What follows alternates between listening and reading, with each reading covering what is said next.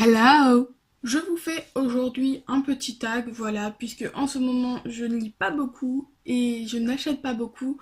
Donc je me suis dit qu'un petit tag permettrait de résoudre un petit peu le problème de fait que je n'ai rien à vous présenter. Voilà, voilà. On passera cette rougeur puisque je suis partie en vacances.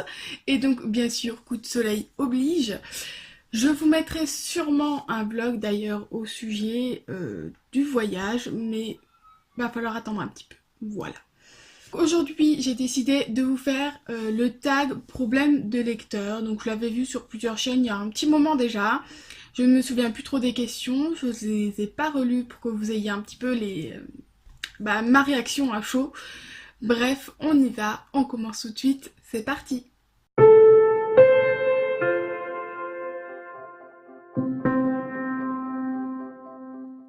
Alors, question numéro 1. Tu as 20 000 livres dans ta palle, comment décides-tu de ta prochaine lecture? Ben, comme j'ai pu vous le présenter il y a pas longtemps, j'ai décidé de faire une boîte. Alors, je ne sais pas si on va la voir là. Non, on la verra pas. Voilà, j'ai décidé de faire une boîte avec vraiment les livres que j'ai très envie de lire là, maintenant, tout de suite, pour justement me permettre de lire, de choisir pardon, plus facilement dans ma palle et pas avoir tous ces livres d'un coup. Donc je pense que c'est ce que je ferais aussi si j'avais 20 000 livres dans ma palle, c'est-à-dire que je regarderais les livres au hasard, j'en prendrais 5, 6, que je mettrais dans une boîte, ce qui me donne vraiment envie là maintenant, et ensuite ça me permettrait de choisir parmi ces 6 là au lieu des 20 000. Question numéro 2. Tu as lu la moitié d'un livre et tu ne l'aimes pas. Tu abandonnes ou tu continues? Eh bien, j'ai envie de vous dire, ça dépend du livre et ça dépend de beaucoup de choses. Par exemple, j'ai lu le 3e tome de la trilogie des Gemmes, donc c'était au mois de mars, il me semble, ou février, je sais plus. Et je n'ai pas beaucoup accroché sur ce dernier tome, mais voilà, c'était le dernier de la trilogie. Et j'avais envie quand même de savoir la suite. Voilà, je me suis dit, allez, t'as beaucoup aimé le premier tome, le deuxième un peu moins, mais t'as accroché quand même. Le 3e, t'y es, vas-y, lance-toi et lis-le jusqu'au bout. Voilà, là, je me suis vraiment forcée à le lire parce que c'était le dernier tome. Alors que là, actuellement, je suis en train de lire Inaccessible. Ça fait un mois que je suis dessus, je suis même pas à la moitié du livre. J'ai beaucoup de mal avec, pourtant il avait l'air super intéressant, mais j'ai énormément de mal avec. C'est là aussi une saga, donc je sais qu'il y aura d'autres livres derrière. Et je vais effectivement essayer d'aller au moins jusqu'à la moitié du livre. Et si j'ai toujours pas accroché, je laisserai tomber. Voilà, j'ai du mal à abandonner des livres, mais à un moment donné, si je passe 2 mois dessus, je me dis que c'est pas la peine. Et mon but quand je lis, c'est de me faire plaisir, donc c'est pas la peine de me forcer. Donc voilà, ça dépend vraiment du livre, ça dépend de certaines choses, si c'est un one-shot, si c'est une saga, si j'en avais vraiment envie de ce livre ou si c'était juste passager aussi, si on me l'a recommandé. Parfois j'aime bien aussi aller voir des avis parce que certains livres, certains nous disent des fois, bon, faut s'accrocher un peu au début, mais après, vraiment, c'est super bien, on rentre dans l'histoire, machin. Du coup, là, je vais me forcer peut-être à lire un peu plus, et des fois, quand je vois que certains avis sont négatifs et que ça reste pareil tout au long du livre, je préfère abandonner et passer à autre chose. Alors, question numéro 3. La fin de l'année approche et ton challenge Goodreads n'est pas fini. Est-ce que tu essayes de te reprendre et comment? Alors non, je n'essaierai pas de me reprendre. C'est cette année la première fois que je me mets un challenge Goodreads avec 50 livres. Voilà, parce que l'année dernière, quand j'ai regardé, c'était plus ou moins ce que je pouvais faire. Et donc voilà, si on arrive novembre et qu'il me reste 20 livres à lire, je sais que c'est mort parce que je ne lis pas aussi vite. Maintenant, si on est le 1er décembre et qu'il me reste 4-5 lectures alors que normalement je n'en lis que 2 ou 3 par mois, là je vais être plutôt stratégique et je vais chercher des petits livres à lire pour pouvoir réussir mon challenge tout simplement. Voilà, après ça va dépendre de où j'en suis, mais pour moi ce n'est pas franchement une obligation et ce n'est pas du tout euh, quelque chose qui est ancré dans ma tête en fait. Voilà, pour moi, si j'y arrive tant mieux, si j'y arrive pas, c'est pas bien grave. Question numéro 4. Les couvertures d'une saga ou série que tu aimes ne se ressemblent pas. Comment tu gères ça? C'est dur, c'est vrai que j'essaie vraiment d'avoir toujours les mêmes couvertures. Après, ce qui est surtout important, au final, je me dis que c'est le dos, parce que voilà, j'ai toujours du mal entre le dos et la quatrième de couverture, donc le dos, pour que dans la bibliothèque, ça se voit moins. Ce que je peux peut-être essayer de faire, c'est de les retrouver d'occasion pour avoir tous la même série.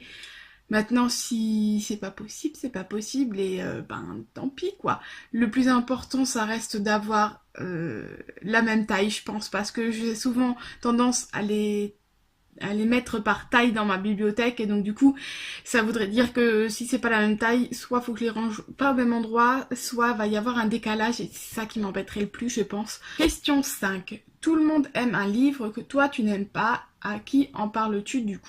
J'en parle à vous en premier, je pense, voilà, c'est pour ça que j'ai créé cette chaîne, parce que je n'ai pas beaucoup dans mon entourage de personnes qui sont vraiment accros aux livres et qui suivent autant l'actualité des livres que moi. Du coup, c'est vraiment ici sur cette chaîne que j'en parlerai en premier, en fait, tout simplement. Voilà, face caméra, je pense que j'en dirai ce que j'en pense. Après, niveau livre, j'en parle beaucoup à une de mes copines avec qui j'échange pas mal. Et donc, je pense que j'en parlerai avec elle. Le problème, c'est qu'elle ne suit pas forcément l'actualité. Et elle ne sait pas forcément l'avis de certains livres sur les choses. Enfin, ce qu'on en pense, les avis, etc. de tout le monde. Donc, ça n'aurait peut-être pas le même impact. Il faudrait déjà que je lui explique que tout le monde a aimé et que moi non. Voilà, mais voilà, du coup je pense que c'est vraiment sur internet et là sur YouTube que j'en parlerai en premier. Question 6. Tu es en train de lire dans un lieu public et tu sens que tu vas pleurer, qu'est-ce que tu fais? Je pleure. Voilà, pour moi ce n'est absolument pas une honte de pleurer quand on lit un livre. Je suis quelqu'un de très émotif, donc je peux pleurer pour un rien, et donc voilà, en public, ça me changera rien à la vie si les gens me voient pleurer. Si j'ai envie, si j'en ai besoin, et ben je le fais tout simplement. Ça c'est vraiment quelque chose dont j'ai pas honte et dont je m'en fiche complètement de l'avis des gens, de leur opinion. Si j'ai besoin de pleurer, si j'ai besoin de rire en regardant un livre et que les gens ne comprennent pas, ben ça ne me dérange absolument pas. Question 7. La suite d'un livre que tu aimes vient de sortir, mais tu as oublié pas mal de choses. Que fais-tu? Tu relis le précédent, tu trouves un synopsis bien spoilant, tu pleures de frustration. Alors ça, c'est quelque chose qui m'arrive assez souvent, hein, parce que j'oublie rapidement certaines choses. C'est pourquoi, en général, j'ai tout noté dans un cahier déjà. Donc je vais commencer par relire mon avis sur le livre précédent, sur le tome précédent. Ça va peut-être me permettre de remémorer des choses. Après, je peux aller voir des avis aussi sur internet, un peu plus spoilants, on va dire, des vidéos en général, parce que je lis pas forcément d'avis, mais je regarde plutôt des vidéos, donc des vidéos peut-être un peu plus spoilantes pour me rappeler des choses. Et après, ben, j'ai plus qu'à espérer que dans le tome que je vais entamer, il y a des petits résumés ou des petits rappels pour me souvenir des choses. En général, c'est comme ça que je me souviens, c'est quand je commence le livre et d'un coup ça fait « Ah oui, il y a eu ça, ah oui, c'est passé ça », et ça revient petit à petit quand je lis. Question 8. Tu ne veux pas prêter tes livres. Comment dis-tu non gentiment si on te pose la question? Donc, je suis quelqu'un de plutôt franche. Donc, si je n'ai pas envie de prêter un livre à quelqu'un, c'est pour une certaine raison. C'est en général parce que c'est une personne dont je n'ai pas confiance, ou voilà, qui ne prend peut-être pas soin des affaires, ou qui je ne connais peut-être pas plus que ça, que je ne vais peut-être pas revoir, et que je me dis je vais peut-être pas revoir mon livre non plus. Donc, clairement, je vais lui dire non et lui expliquer pourquoi. Voilà, après la personne n'accepte pas, et ben tant pis.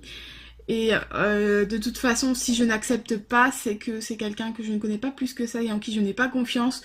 Donc son avis et ce qu'elle va penser de mon non, mais franchement bien égal. Voilà, ceux en qui j'ai confiance et voilà, qui me demandent un livre et que je leur prête, c'est que j'ai vraiment confiance. Les autres, c'est hors de question. Voilà. Question 9. Tu as choisi et reposé 5 livres le mois passé. Comment gères-tu ta panne de lecture? Le plus difficile, c'est pas quand j'ai une panne de lecture dans le sens où ben je n'ai pas envie de lire pendant 3 semaines. Ça ne me dérange pas. Voilà, le mois de mars, je n'ai terminé qu'un livre au mois de mars, il me semble. Voilà, j'avais envie de faire d'autres choses, de regarder des vidéos, voilà, de me consacrer à d'autres choses. Et bien voilà, tant pis, ça reviendra quand ça reviendra. Là, ça commence à revenir, tant mieux. Mais je ne frustre pas sur ce genre de panne de lecture. Là où j'ai un petit peu plus de frustration, c'est quand c'est des pannes de lecture parce que j'enchaîne des mauvais livres. Des livres qui ne me donnent pas envie, que je commence et que j'abandonne ou que je laisse traîner. Là, ça devient difficile parce que j'ai peur qu'effectivement ces livres... j'ai peur de passer à côté de certains livres. C'est-à-dire que si je vais avoir un livre que j'aime pas, bon ok, allez, on décide d'abandonner, je passe au second. Le second, pareil. Bon, il m'attire pas plus que ça. Allez, je finis par dire j'abandonne. Le troisième, au bout du troisième, je vais me dire mince, là, il y a un problème. Pourquoi j'arrête pas de ne pas avoir envie de lire ces livres? Pourquoi ils ne m'attirent pas? Est-ce que c'est peut-être pas le bon moment pour les lire? Alors là, du coup, je me questionne un peu plus. Et je vais peut-être effectivement à ce moment-là faire une vraie grande pause de une semaine ou alors me diriger vers quelque chose, vers une source sûre pour être sûr que ce n'est pas une panne lecture que je suis en train de faire mais juste des mauvais livres sur lesquels je suis tombée en fait tout simplement. Voilà, parce que si je pars sur une source sûre et que j'ai du mal à avancer dans ma lecture, c'est que je n'ai peut-être pas envie de lire tant que ça et qu'il faut mieux que je laisse tomber un petit peu et que je revienne à la lecture plus tard. Question 10. Il y a tellement de nouveaux livres que tu rêves d'acheter. Combien en achètes-tu réellement? Alors ça va dépendre des mois et je vous avoue que là depuis janvier j'ai décidé, donc une de mes résolutions était de moins acheter. Donc c'est vrai que j'essaie de moins acheter. Maintenant je n'ai pas forcément envie de beaucoup de livres nouveautés ou des choses comme ça. Là par exemple, il y a un seul livre dont j'ai vraiment envie, c'est le tome 2 de The Book of Ivy qui est sorti là en poche ce mois-ci ou qui va sortir ce mois-ci en tout cas. Donc celui-là, oui, je vais aller l'acheter, c'est sûr. Mais c'est tout. Je ne suis pas forcément... je ne suis pas forcément l'actualité et donc je n'ai pas forcément envie d'acheter tous les livres qui sortent, etc. parce que je ne sais pas forcément ce qui sort. Donc c'est une question qui vraiment à laquelle je peux pas vraiment répondre parce que je ne suis pas une accro des sorties livresques.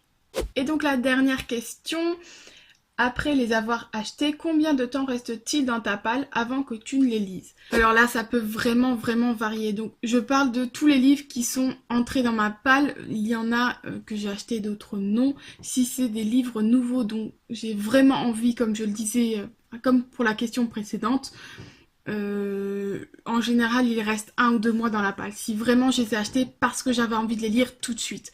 Maintenant si c'est des livres sur lesquels je suis tombée à la bibliothèque ou même en magasin, sur lesquels je suis tombée, qui m'ont donné envie sur le coup d'acheter, ça peut vraiment varier à ce moment-là. Ça peut varier de quelques mois à quelques années, j'ai envie de vous dire, parce que vraiment ça dépend. Ce sont des livres qui en général me disent « Ah oui, il a l'air super intéressant, je le prends, on verra bien quand j'aurai envie de le lire. » Voilà, parce que je ne me force vraiment pas, parce que j'ai pas mal de livres à lire et donc je le sais que je ne pourrai pas tous les lire. Et donc forcément, des mois où j'ai pu vous présenter 10 livres que j'ai pas forcément achetés mais que j'ai reçus, je sais très bien que je ne pourrai pas les lire dans le mois. Donc je ne me frustre pas et je les lirai quand je les lirai. Et donc ça peut rester quelques années dans la palle. C'est terminé pour ce tag, j'espère qu'il vous aura plu. J'ai vraiment une tête de ouf et je suis rouge de partout, mais c'est pas grave, tout va bien. J'espère donc comme je vous disais que cette vidéo vous a plu, je vous attends nombreux dans les commentaires, n'hésitez pas à mettre un petit pouce comme d'habitude pour me faire plaisir et à vous abonner si c'est pas encore fait. Et donc moi je vous retrouve bien en commentaire sur Facebook, sur Twitter, où vous le souhaitez pour discuter avec moi. Et je vous dis à lundi prochain. Bye!